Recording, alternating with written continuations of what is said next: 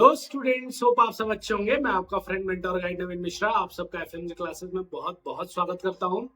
तो चलिए हम कंटिन्यू करते हुए क्लास 10th का क्वाड्रेटिक इक्वेशन चैप्टर 4 और उसके एक्सरसाइज 4.3 के क्वेश्चन नंबर 4 को करते हैं। क्वेश्चन नंबर 4 का स्टेटमेंट देखिए क्या है कि is the following situation possible. सबसे पहले तो आपको ये चेक करना है कि क्या ये सिचुएशन पॉसिबल है। If so determine there present ages. तो अगर पॉसिबल है तो आपको उनके प्रेजेंट एजेस बताने हैं। The sum of ages of two friends, दो दोस्तों के उम्र का जो सम है, एज का जो सम है वो 20 ईयर्स है।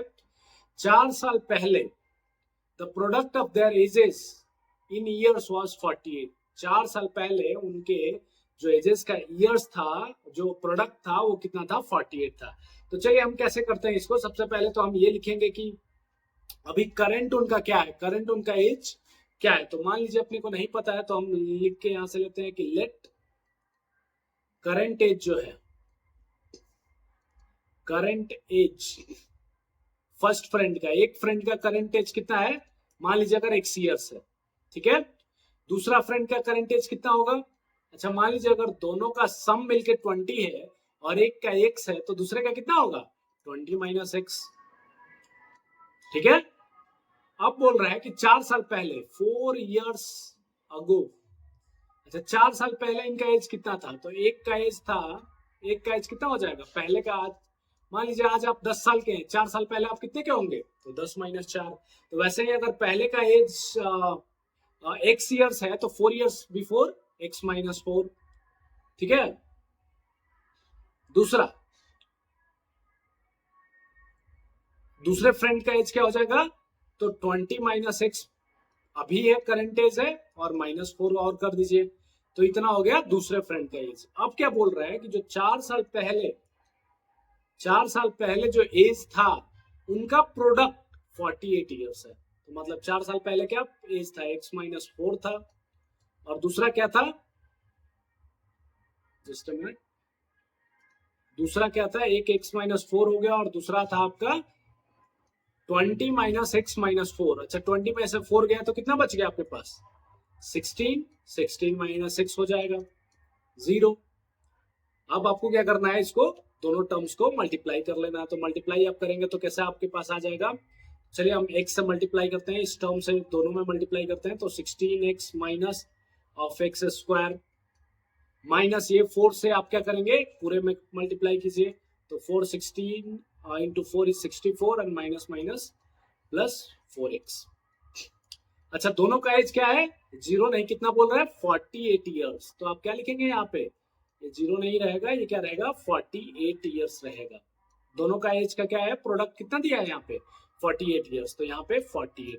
अब इसको और थोड़ा सा आप सिंप्लीफाई करें अगर, तो माइनस एक्स स्क्वायर प्लस 16 और 4 20x, अच्छा माइनस 64 और ये 48 भी इधर आके माइनस हो जाएगा तो माइनस 112। अच्छा आप यहां से माइनस कॉमन ले सकते हैं, तो अपने पास क्या एक्सप्रेशन बचेगा, x square minus 20x, x square minus 20x plus 112 is equal to 0।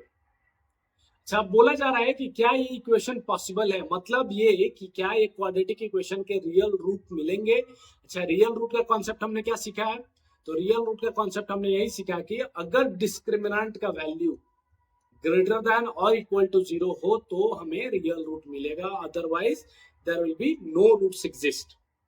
तो इस केस में एक बार हम डी को चेक कर लेते हैं। डी क्या होता है आपका, बी स्क्वायर माइनस 4ac, क्या होता है, b square minus 4ac। B का वैल्यू यहाँ पे क्या है, माइनस ऑफ 20 का स्क्वायर माइनस 4 इंटू ए का वैल्यू क्या है 1 है, एंड सी का वैल्यू क्या है 112।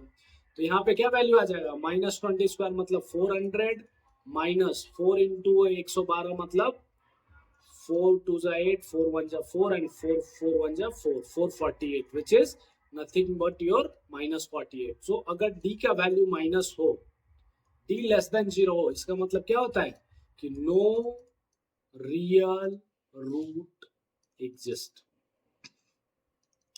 कोई भी रियल रूट एग्जिस्ट नहीं करता है जब अगर d का वैल्यू लेस देन 0 है। Hence we cannot calculate the ages, hence we cannot calculate the ages, ages cannot be calculated। जो प्रेजेंट एज है कैनट बी कैलकुलेटेड। ठीक है, क्यों नहीं कैलकुलेट किया जा सकता है? क्योंकि यहाँ पे डिस्क्रिमिनेंट का जो वैल्यू है वो लेस देन 0 है। इसका मतलब there is no real root exist, there is no real root exist, so imaginary root होगा और वो हम कैलकुलेट नहीं करते हैं इस स्टेज में। ओके, होप आप सबको समझ में आया होगा। Thank you so much.